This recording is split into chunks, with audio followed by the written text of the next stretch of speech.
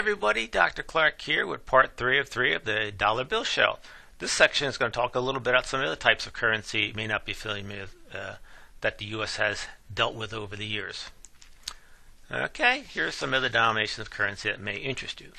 First one is the blue one. Remember we talked about the green seal. I also told you there was a blue seal. Well, here's a blue treasury seal if you notice. This is because it's a silver certificate. And if you notice, it doesn't say Federal Reserve note on top, does it? It says United States of America on deposit in U.S. Treasury. At one point, this meant that you could actually go down, is what technically was known as a representative full-bodied money. It was paper money, or cloth money as we technically know, that you could issue and go down to the Treasury and actually get $5 worth of silver for. So it represented $5 worth of silver on deposit with the U.S. Treasury, and technically up until 1963 you could go down there and get your $5 worth of silver if you presented it. After 1963 they pretty much stopped doing that, so it doesn't mean anything anymore, okay? But anyway, that's what it is. If you see one, it's probably worth a few extra bucks, to more than $5 to a collector. They're not really that scarce, but if you get one, it's unusual. It just represents silver certificate, okay? And that's the back of this silver certificate. Okay, it looks pretty normal there. Now, another note that you may have seen or heard about before is called the Hawaii War Note. And again, this is the obverse. What happened during at the start of World War II, after the Japanese attacked Pearl Harbor, the state of Hawaii wasn't a U.S. state yet, and the U.S. was very concerned with its Navy decimated in the Pacific that the Japanese would take advantage, invade Hawaii, and take over the islands. So what they did, they withdrew all the U.S. currency there and replaced it with what they call Hawaii War Notes. And you can see they printed basically brown seals there, brown serial numbers. We got the brown treasury certificate, and it has Hawaii printed on the front there, right? Hawaii. And if you look at the back, you'll see Hawaii printed on the back as well. Yeah, and the idea being if the Japanese ever invaded Hawaii, the United States could declare all the currency there null and void. They were worried about the Japanese invading, getting access to all this cash, and coming over to San Francisco and buying a battleship for cash or something. You may have, if you ever watched the TV show, The New Hawaii Five-0, they did a little episode about Hawaii War Notes. So even though the episode was basically highly fictionalized and nonsense, it had a little grain of truth. There were something called Hawaii War Notes. The U.S. also issued currencies to U.S. troops in North Africa during World War II for the similar reasons. Now, moving on, the United States at one time had larger denomination notes. And we have what? And you'll see here the $500 bill with McKinley as the president, right? And that's the $500 back. And then we have the $1,000 note front with Governor Cleveland on the front, President Cleveland, and the $1,000 note on the back. And then we had a $5,000 note with President Madison, and a $5,000 note on the back. And the largest denomination currency that circulated to the public was a $10,000 note with Salmon P. Chase on it. Just to give you an idea, what happened to these notes? Well, they were last printed in 1945. They were taken out of circulation in around the middle of July of 1969 by the Federal Reserve. We'll talk a little bit about that later on. Why do we have large denomination currency? They were initially issued for, well, basically rich people. This is how people did their transactions. If you go back far enough, that we didn't really have credit cards, electronic transfers, debit cards. So how do people who needed to transfer large amounts of purchasing power around the country do it? Well, they did it in large denomination notes. For instance, maybe you had a rich family in New York coming to winter in Florida, to spend the winter in Florida. How did they get some of their purchasing power down there? They'd go to the bank, withdraw a couple $10,000 notes, come down to Florida, deposit the $10,000 notes in their bank, and draw checks on it. Companies used it to pay accounts and everything like that. They were taken out of circulation primarily to deter the underground economy. We'll talk a little bit more about that later on, but it makes it more difficult to do business in cash if you have smaller denomination notes. Okay, that's one of the primary reasons why they did it, to deter the underground economy. Just to let you know, a couple things here you may want to know about the U.S. currency. A lot of people refer to them as a collection of dead presidents because they think the U.S. currency have all dead presidents on them, or former U.S. presidents who want to be a little more polite about it, but they don't. If you may notice, the $10 bill has what? Alexander Hamilton on it. He wasn't president of the United States. He was who? First Secretary of the Treasury. That's why he's on it. And who's this guy Chase on the $10,000 bill? Solomon P. Chase was, again, the Secretary of Treasury during the Civil War under President Abraham Lincoln. How did he get on it? A couple of reasons. He was very instrumental in securing financing for the war for the North to fight the South. Also, he was going to institute U.S. bank national currency notes. Before this time, we had each bank would issue their own notes, so he was going to come up with a standardized note. That's one reason he was on it. Also, a little thing, he was a little aside. He was actually thinking about running for president, and he thought a good way to campaign was have his portrait put on all U.S. currency notes. But some people said, no, you can't do that. Wouldn't work out too well. You're probably saying, I wish I had a Solomon P. Chase in my wallet. Well, you may have a one in your wallet, and you may not know it. Solomon P. Chase, right? You ever hear of him? Well, if you heard of Chase Bank, well, that's where it came from. He didn't start it. He wasn't a principal of it, but the people who did start, initially Chase National Bank, then Chase Manhattan Bank, and today J.P. Morgan, Chase, Kmart, AutoZone, whatever it's called nowadays. Basically, that's where they named it from. Not because he was a principal, but they liked to honor the guy, and that's why they picked his name. And that's why, if you ever wonder where Chase Bank came from, now you know. Basically, to give you an idea, the $10,000 notes, they're still in circulation. They are rare. If you do come across one or one of these high denomination notes, don't be tempted to spend it. Collector will probably give you somewhere between 2 and 3 times face value for it. They can, depending on certain conditions and rarity, go for a whole lot more. Let's see. One of the $10,000 notes sold for $140,000 once at auction, and another one I know sold for $89,000. There's only about 336 $10,000 notes in circulation. One time there were up to 100 $10,000 bills on display at Benny Binion's Horseshoe Casino in Las Vegas. They were encased in acrylic. Why 100 $10,000 bills? Because 100 $10,000 bills equal $1 million. If you ever want to see what $1 million looks like, it equals 100 $10,000 bills. Again, that casino went out of business and the acrylic display was cut up and the currencies cut out and sold.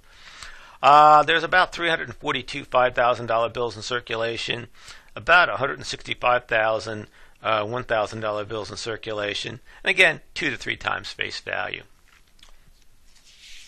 That's the front of the $10,000 bill, and that's the back. Now, you might think that's the largest note that ever circulated. And again, if you have one, don't spend it, save it, and try to sell it to collectors for several times its face value. But there is one other note that didn't circulate, but it's actually the largest note that ever printed, and that's the $100,000 bill. It's the largest note ever printed in U.S., and that's the reverse. And if you notice, it's orange. Why? It is a gold certificate. And these never circulated. They were issued to the Federal Reserve banks for each, by the U.S. Treasury, for each $100,000 worth of gold bullion they held. The idea being that when Federal Reserve banks had to settle up their account, they wouldn't have to ship the gold. They could just ship these $100,000 bills back and forth to settle accounts. It reduced transportation costs and security concerns. All right. If you got one of these in hand, keep quiet about it, because if you go too public, the law will probably come around asking you some questions on where you got it, because you shouldn't have one of these things. All right. And that's what the back side looks like, a $100,000 bill. Okay, it's nice and orangey. Just to let you know, people want to know what it costs to produce currency and life expectancy, and you can see the cost there. I used earlier on the 10 cents for as an average. Yeah, it is about 10 cents. These are the cost of just printing it, each note. You add another penny or two on it to cover the cost of shipping and and security and things like that. That's how you sort of average out to the 10.4 cents, whatever I mentioned earlier in slide part 1. But you can see how the $100 bill now costs 13.1 cents to produce. It's very expensive relative to some of the other currency because of all the elaborate anti-counterfeiting measures that have been imposed on it. And off to the right, you'll also see life expectancy on average. How long does a dollar note last? You can see a dollar bill lasts about 6 years, $5 bill 5 years, $10 bill about 4 years, 20 about 8 years. I'm rounding off. 50 about 4 years, $100 bill about 15 years. Yeah, money has different functions in life. It can be used to exchange for goods and services, used to buy things. Some people also use currency to, it can also be used as a unit of count, to give you the complete detail. And the third reason, it can also be held as a store of value. The reason the $100 bill has such a long life expectancy is people don't use it on a daily basis. They collect them and they hang on to it to preserve their purchasing power, part of their wealth, particularly outside the United States of America. And you may be asking yourself, why would that be? Well, some countries around the world, people work the whole life, they save money, and maybe one day the government wakes up and says, okay, people, starting Monday, we're no longer using green currency, we're using red currency. So bring down all your green currency. For every 10 units of green currency you give us, we'll give you 1 unit of red currency. And what the government has effectively done is confiscated like 90% of their wealth. So to avoid that, people don't trust their government, so they hold, when they save their money or hold their wealth, they hold it in U.S. currency. And that's why you'll see in a minute there, most U.S. currency is being held outside the country by foreigners. So that's why the $100 bill will last 15 years. It's being used more as a store of value than a medium of exchange or a unit of account. There's some more interesting facts about U.S. currency. About 90% of U.S. currency has trace amounts of cocaine on it. More of it on the 5, 10, and 20 than the 1 in the hundreds. Despite what you see in gangster movies, cocaine, gangsters are not using $100 bills to snort their cocaine. They're cheap. They're using 5, 10s, and 20s. Most currency wasn't used directly to snort cocaine or anything like that. It has trace amounts on it because of transference. It got money because if somebody used it, then another bill contaminated another bill by being in the ATM machine, a cash register drawer, someone's wallet or something, and that's how it got transferred back and forth. This came to light actually during a drug forfeiture case. The police confiscated someone's large amount of drug dealer's money and accused him of acquiring the cash illegally from drug trade because they tested it and they found cocaine on it. The defendant in this case hired an expert witness that you really can't make that assertion because, hey, all U.S. currency has trace amounts of cocaine on it. Won the case, got the money back. As consideration, there's roughly twice as much cocaine on Canadian banknotes than U.S. banknotes. Canadian currency has more cocaine on it than U.S. currency. About twice as much in Canada. And the inside joke being is that the Americans work too hard for their money to be as careless as with their cocaine as the Canadians are. The second thing you would need to know is that there's about $1.3 trillion in currency outstanding in the United States. That's roughly, if you divide it by the U.S. population, comes out to about $4,000 per person. Per capita means per person. That's man, woman, and child. That means every man, woman, and child in the United States has $4,000 in cash.